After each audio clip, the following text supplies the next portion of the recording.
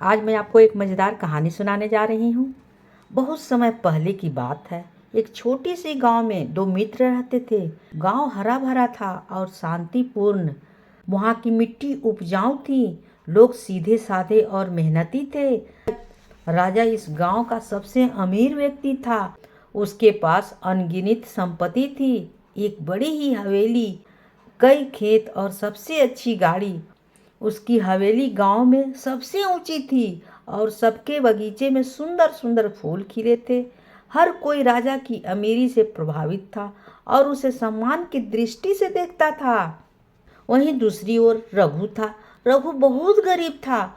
उसका घर बहुत छोटा और साधारण था और उसकी आर्थिक स्थिति भी बहुत कमजोर थी। वह मेहनती किसान था जो दिन रात मेहनत करके अपने परिवार का पालन पोषण करता था।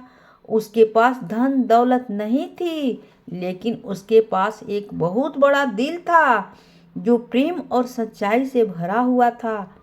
रघु अपने परिवार और दोस्तों से बहुत प्यार करता था और उन्हें अपने जीवन की सबसे बड़ी दौलत मानता था। हालांकि राजा और रघु की आर्थिक स्थिति में जमीन आसमान का फर्क था, लेकिन उसकी दोस्ती अनमोल थी। दोनों बचपन से ही गहरे दोस्त थे और एक दूसरे की हर तरह से मदद करते थे।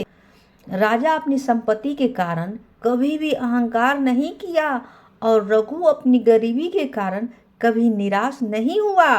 वे दोनों एक दूसरे का सम्मान करते थे और उनके बीच में कोई ईर्ष्या द्वेष नहीं थी।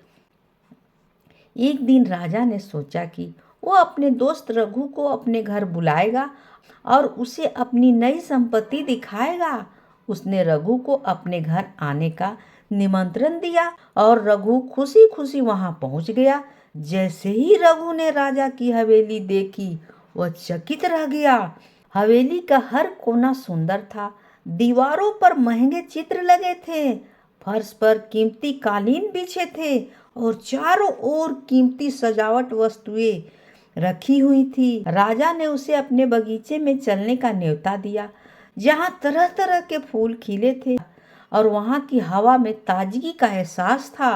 राजा ने गर्व से अपनी नई गाड़ी भी दिखाई, जो हाल ही में उसने खरीदी थी।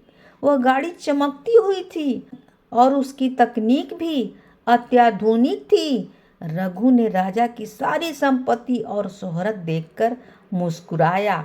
उसने राजा से कहा, तुम्हारे पास सच में बहुत कुछ है मेरे दोस्त। यह सब देखकर मैं बहुत खुश हूँ।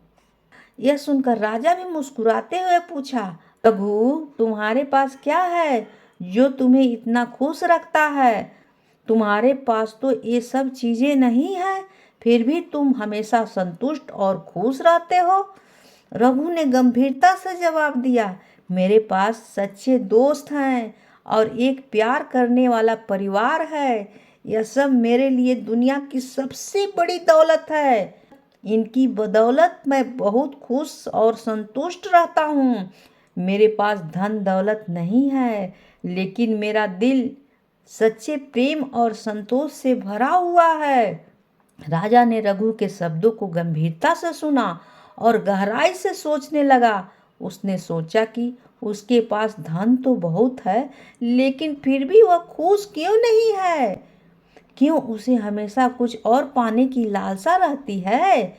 क्यों वह कभी संतुष्ट नहीं महसूस करता? ये सवाल उसके मन में गूंजने लगे और उसने महसूस किया कि सच्ची खुशी संपत्ति में नहीं, बल्कि सच्चे रिश्तेदारों और प्यार में होता है। राजा ने उस दिन रघु से एक महत्वपूर्ण शिक्षा ली। उसने सोचा कि अब से वह अपनी संपत्ति के पीछे भागने के बजाय अपने रिश्तेदारों को महत्व देगा। उसने महसूस किया कि सच्ची दौलत वही होती है जो दिल से जुड़ी होती है, न कि वो पैसों से खरीदी जाती है। अचानक उस गांव में एक बाढ़ आ गई। बाढ़ में गांव के कई हिस्से को बुरी तरह से प्रभावित किया। राजा की हवेली, जो कभी उसकी संपत्ति का प्रतीक थी, बाढ़ के पानी में बह गई। उसकी गाड़ी, खेत और अन्य संपत्ति भी बाढ़ में नष्ट हो गए। राजा अब संपत्ति के मामले में रघु से भी ज्यादा गरीब हो गया था। रघु का घर भी बाढ़ से बच नहीं पाया, लेकिन उसने अपनी हिम्मत नहीं खोई। उसने अपने दोस्त राजा की मदद करने का फैसला किया, क्योंकि वो जानता था कि सच्ची दोस्ती का मतलब यही होता है, प्रेम से रहो और व्यवहार बनाकर रहो, इसी में खुशी मिलती है। कहानी होती है समाप्त।